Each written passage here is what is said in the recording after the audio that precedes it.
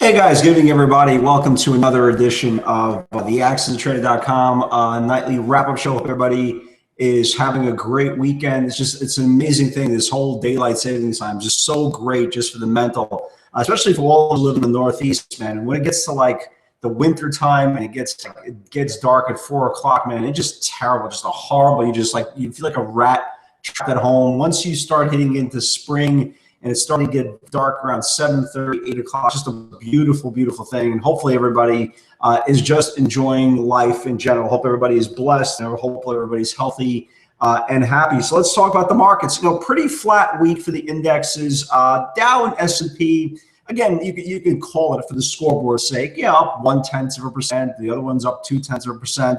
Okay, you could call that up, right? Nasdaq Composite, stronger, obviously, with a 0.7% move. Again, the big shot in the arm for the major indexes, especially the Nasdaq, but was kind of that vote of confidence on Wednesday from the FOMC.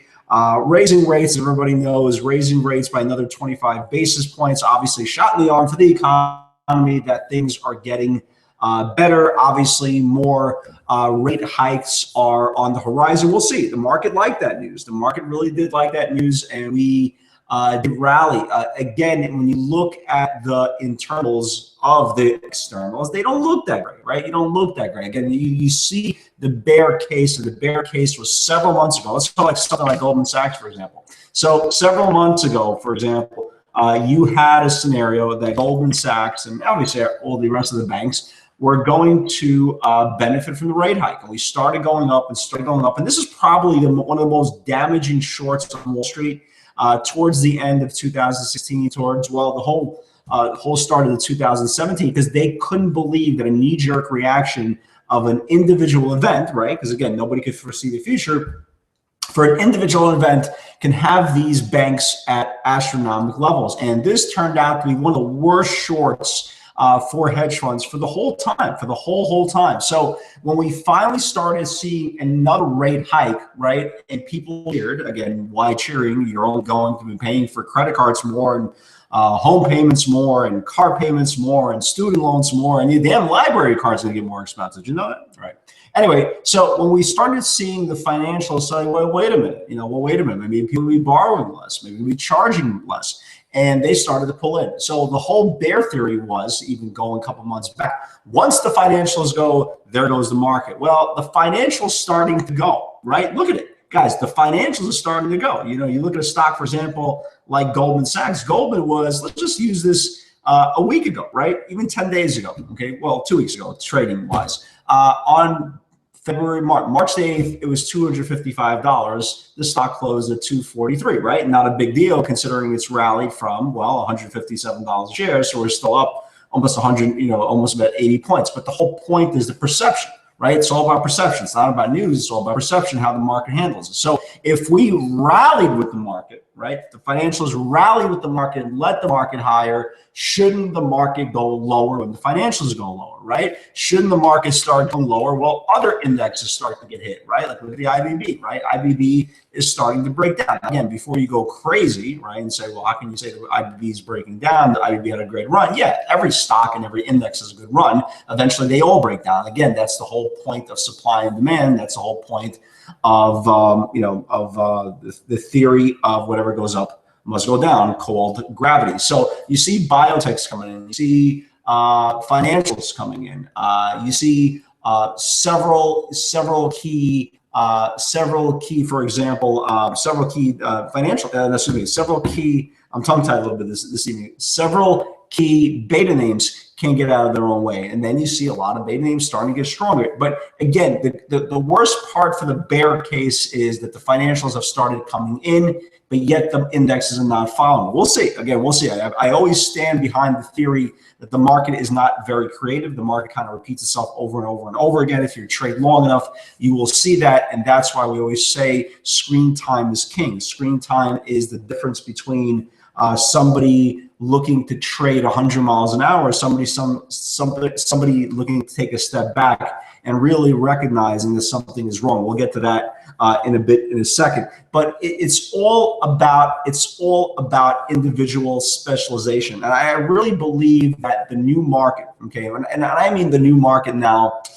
For about last 5 years, right? We started talking about there's no such thing as a stock market anymore. It's all about being a market of stocks. Again, I use this example all the time. You don't go into the supermarket and buy every single thing in sight. You buy, you buy your essentials. You buy your milk and your cheese and your Oreos, obviously, right? The three major building blocks to be healthy. But you buy whatever you feel is necessary for your specific household. And that's what the stock market is. Again, every single day, everybody's looking for this magical formula to succeed. And the formula kind of changes. That's why we always talk about chart prices, chart outlooks, and chart theses, and all these different setups. They always change, and sometimes they go away because the market's constantly changing. We have to change with it. And one of the greatest things I always talk about being an individual trader, and this is what being self-controlled, self-reliant, self-independent, self-owned, right? You're a business owner. You're the manager, CEO, and president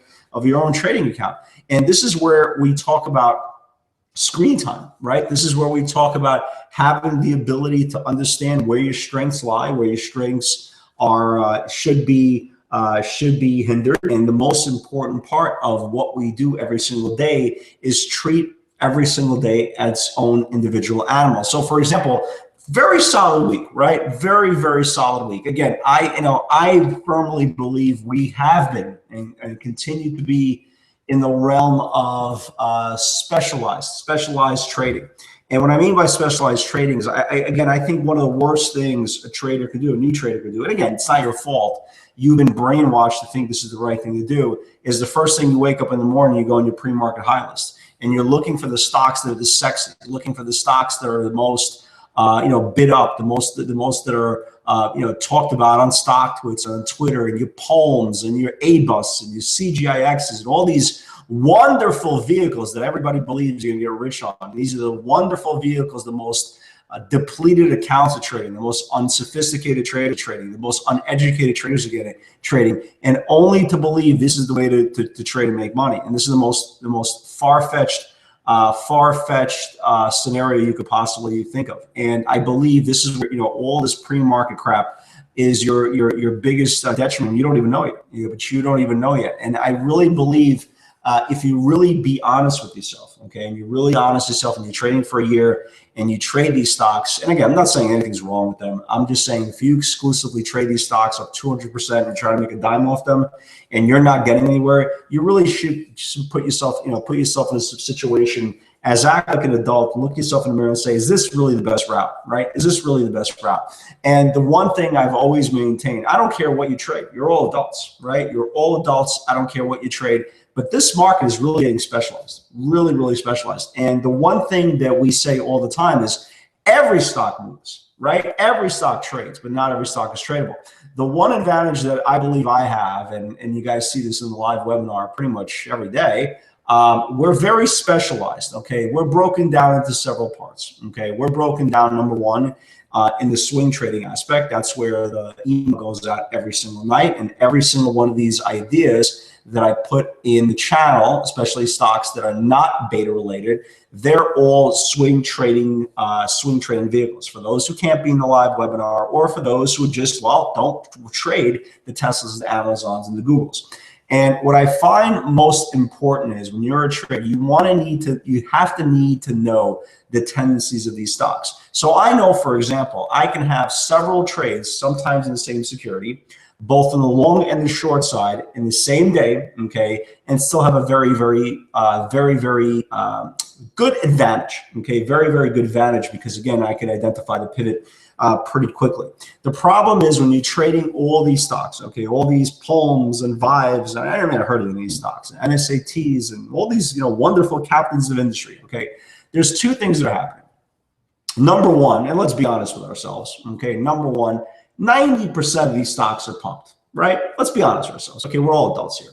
90% of the stocks are pumped. You know these guys. You know the players who are pumping them. The guys that are putting up 22 tweets within 5 minutes talking about how this is the next one to go, and then the stock trades within 2 cents. You buy and the stock goes down a dime. You know what I'm talking about, right? Wink, wink, wink, right? Okay.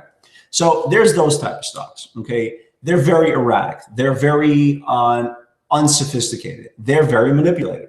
And then you have your stocks, for example, like the STXs, right? STX is the world, and the J-Bull circuit of the world. And again, these are just using some examples that we've put in our swing trading account over the last several weeks or so. And even going back to even on Friday, just a couple of names, for example, like Lumber Liquidators that triggered and, nice steady move so far, or a stock like Dunkin' Donuts. These stocks, for example, I don't trade either.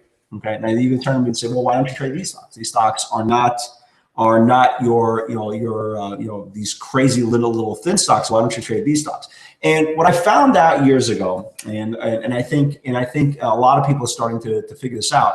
What I found out years ago was there are two types of real stocks. Okay, the stocks that you can trade and the stocks that are investable. Dunkin' Donuts, in my opinion, STX, in my opinion, Lumber Liquidators, in my opinion, on most days, and J-Bill circuits, and any one, Monster, and all these different stocks. There's dozens and dozens and hundreds of stocks. They're too thin. They're not enough liquidity. Now, again, somebody's going to turn around and say, well, how can you say Dunkin' Donuts is too thin? Right? What are you talking about there? How can you say Dunkin' Donuts is too thin? What are these garbage stocks that trade 12,000 shares a day? They're thin. How can you say Dunkin' Donuts is thin? Now, the one thing is, don't confuse volume in the stock or how the stock trades. If you guys notice, for example, Dunkin' Donuts and Lumber Liquidator for Friday, okay, if you notice when these stocks triggered, they all triggered all on 100 and 200 share lots, right? All 100, 200 share lots. And again, there's a lot of these 100, 200 share lots. But when you're looking for liquidity, if you're a guy like me and you're looking for liquidity and you're looking to get a stamp of directional bias, okay, confirmation of directional bias, you need order flow, right? You need order flow. You need Tesla. You need something that is going to have 2,000, 3,000 shares in the bid, aggressive offers being taken, snaps, big moves, instant gratification, very, very good institutional bias, emotional attachment. And when you have those stocks in names like Amazon, Google, Facebook, Baidu, Priceline, Tesla, Netflix, Snapchat even, right? Snapchat, everybody's very emotional about Snapchat. You don't have those names in stocks like Dunkin' Donuts. You don't have those names, for example, in stocks like Garmin, on WDC, on STX, like J-Bill circuits. They're good stocks. They're very good. But again, you can't take the liquidity. So are they names that I can day trade every single day? Probably not, because again, I won't get enough liquidity and understanding bias if there's a confirmation of bias. And that's the one thing we always talk about. So when you're trading a very specialized group, like I trade beta, I understand their tendencies. I understand when they fail. I understand when there's a seller in the crowd, because it's very, very specialized. When you're trading all these different stocks, right? All these different stocks, you don't know. Think about this. You don't know when there's a reload buyer in the stock. You don't know when there's a reload seller in the stock, because you're only trading the stock for the interval. You're only trading the stocks because somebody on social media has mentioned it, quote unquote mentioned it. The other one is doing due diligence on it. And the third guy, well, is trying to get into your pants, is by taking stock and then giving it to you. So you have all these different elements of fighting against, and you still don't know the true nature of the stock. So sometimes you see a stock explode, right? Like a stock like CERU, for example, that's been very, very strong over the last several days. And then you'll take a stock, for example, like that DFFN I was watching on Friday. Not the trade, I was just watching because I have a setup. I have a Twitter column, okay, that I watch all these Twitter social media celebrities trade, because not to get ideas from them, I want to make sure if I do, for whatever reason, decide to trade one of these small cap stocks, I want to make sure they're not in it. Okay, I want to make sure I'm not buying their quote unquote pump. So I want to make sure. So when you see, for example, a stock like CRU that shakes off weakness and goes red to green, that screams. Well, then you have a stock like DFFN that goes to about 380 and then drops like 50, 60 cents. And I saw a whole bunch of social media celebrities talking about this as well, dropping 50, 60 cents in their face. So you're really surrounded with so many unknowns. It's very, very hard for a trader to really get comfortable with the stock. So where I think trading is going little by little and interval by interval is people are starting to get really specialized. Okay, I see people now turning into traders, whether you're trading, for example, gold, different gold ETFs, or people trading, for example, the UVXYs or the GLDs, all these different scenarios, and they're starting to get comfortable. So when you start figuring out where your comfortability levels are, you start getting more control. And think about this. Isn't this what we always talk about in the live webinar? No matter what your trade, whatever you feel comfortable with, at least own the trade. Okay, so if you're wrong, but you understand why you're wrong. When you're trading one of these random stocks that you've never seen before and you don't know anything about them, how can you know you're wrong? Well, after the fact, when there's an L in your column, but how can you know this really, you're really taking control of the trade? And that's where I think many traders are really, failing to capitalize on very, very individual themes and very, very individual trading vehicles, because they're kind of all over the place. So I think when you go through trial and error as a trader, you want to try everything. Okay, you want to try everything. And again, guys, for those of you who do have small accounts, and again, it is what it is. Everybody starts off small. But if you do have smaller accounts, okay, the natural course of nature doesn't go to penny stocks. Okay, the natural order of training in your mind should be going to value.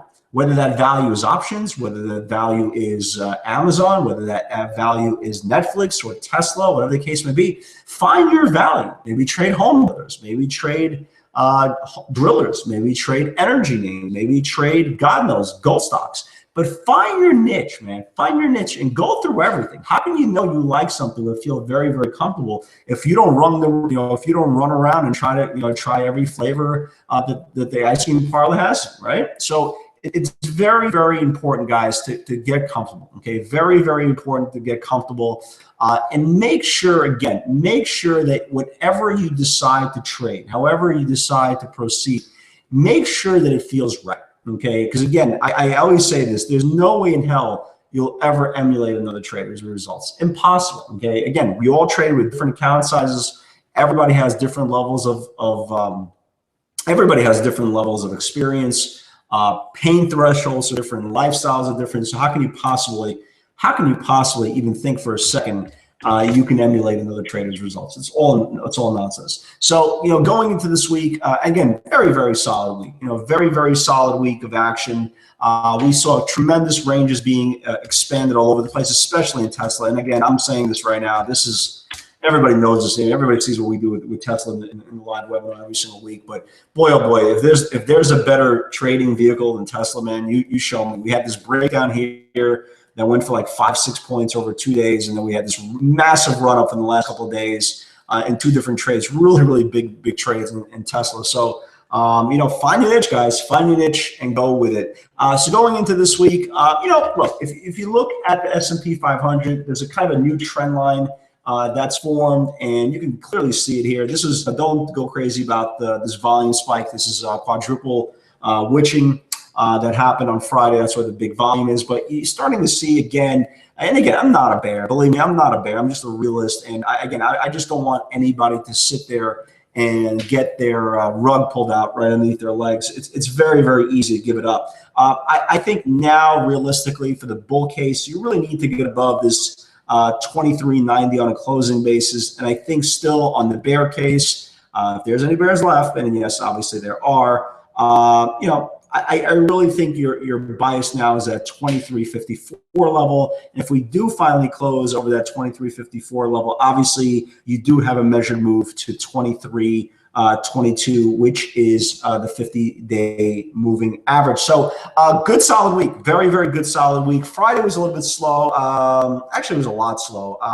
If you would have told me I traded Tesla twice, Netflix and NVIDIA, and I was barely up on the day, I would be very, very shocked. But that's what happened. I put on 4 trades on Friday. Okay, I put 4 trades on Friday.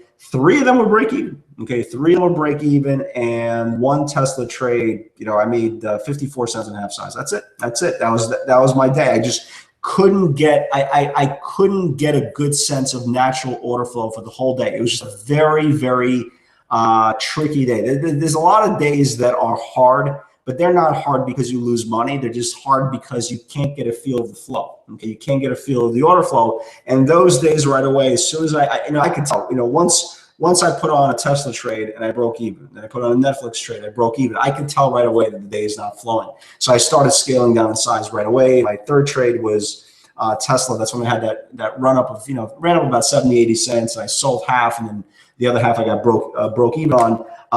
And then the video, same thing. I just couldn't get a sense. So out of 4 trades, I had 3 break-even trades, which is amazing. But it is what it is. Overall, again, I'm very, pretty pleased with the week. Very, very pleased with the week. And again, I think it's very, very important that I think a lot of people now in the live webinar really realize that every single day is not an opportunity to get that monster day. It's the opportunity for the market to continue to detach you from your money. So be very, very calm. Be very, very calm. As you guys see, I'm very, very patient, incredibly patient. Okay, I wait for my sweet spots. I wait for the sneaky pivots, and damn it, how about those sneaky pivots? Give those things a round of applause, man. Those sneaky pivots are probably the biggest edge we have right now. Biggest edge we have. And again, these pivots, guys, again, and a lot of you guys, especially on social media, see me, trade the high beta stuff. But the process, the P60 theory works on $2 stocks, and it works on $2,000 stocks. It's the process. It's not the it's not the denomination of the vehicle you're trading. I just personally prefer trading beta. I know everybody in the room, everybody trades mid cap and small cap stocks as well, but this is just my drug of choice. But it actually works very, very good. It does work very, very well, and I'm pretty pleased. I'm trying just to get better at it every single week. Okay, so going into this week, again, cautiously optimistic. Again, there's a lot of breaches, a lot of breaches underneath the hood. Again, the IBB. You got the financial starting to get weaker. So just be careful. Just be careful out there. Obviously, again, the ranges are self-explanatory. Every single range needs a confirmation. Again, if you look at our swing ideas every single day, look very, very good. If you look at just Fridays, if you look at Friday's list, good stuff. You have LL. We have this thing again. These are all swings, guys. These are all swings, and you're using the previous day's low as a stop. Again, just barely triggered. We had this thing in 1918, 1920, only up a dime, but again, it's going in the right place. Copen name that triggered. We talked about this at the 389, 390 levels. You can see, I still like it for Monday. We'll talk about that in a few minutes. It's starting to break out. Noodles is a bottom chart. Really didn't do anything on Friday. Noodles. The trigger was 3. Hold on a little. Noodles NDLS. The trigger was 455. That's exactly where it closed. LLNW was another name we talked about. Broke out. It went as high as the 270. Nothing great. Only went up about 13, 14 cents. Dunkin' Donuts again also triggered. We talked about this.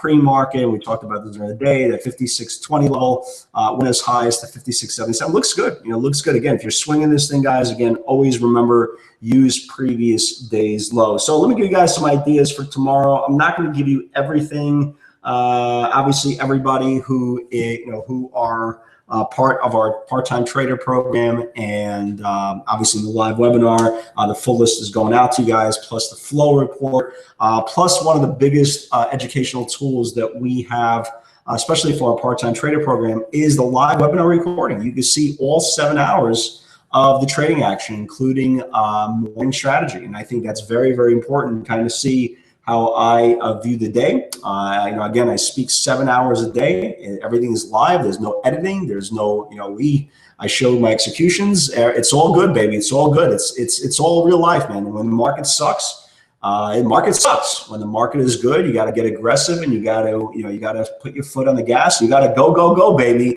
Yeah, it's very, very easy when you buy a stock that trades 12,000 shares and give it to 700 people. Yeah, no doubt. I've been making money 120% of the time as well. But when you're trading real vehicles with real order flow behind them. You got to actually know what the hell you're doing. And it's very, very important to watch the market every day and get the order flow and just never give up, man. Just continue. If you want to be a trader, goddamn it, just believe in what you're doing, man. There's no difference between you, me, or anybody else. You got to play a little bit of, you have to have a little bit of luck. You got to have the desire for it. But most important, guys, get the order flow, man. Watch the trades every single day. Watch, watch the action, watch the order flow, just keep watching. It doesn't cost you any money to sit there from 9:30 in the morning to 4 o'clock and just watch the action, because you just don't know how much valuable screen time you miss if you're logging off at 11 o'clock in the morning. You're so behind the 8 ball. You're doing so much damage to yourself, and you don't even realize it. All these little things are really there to attribute to your development. Again, all these things are free. It doesn't cost you to sit there behind a screen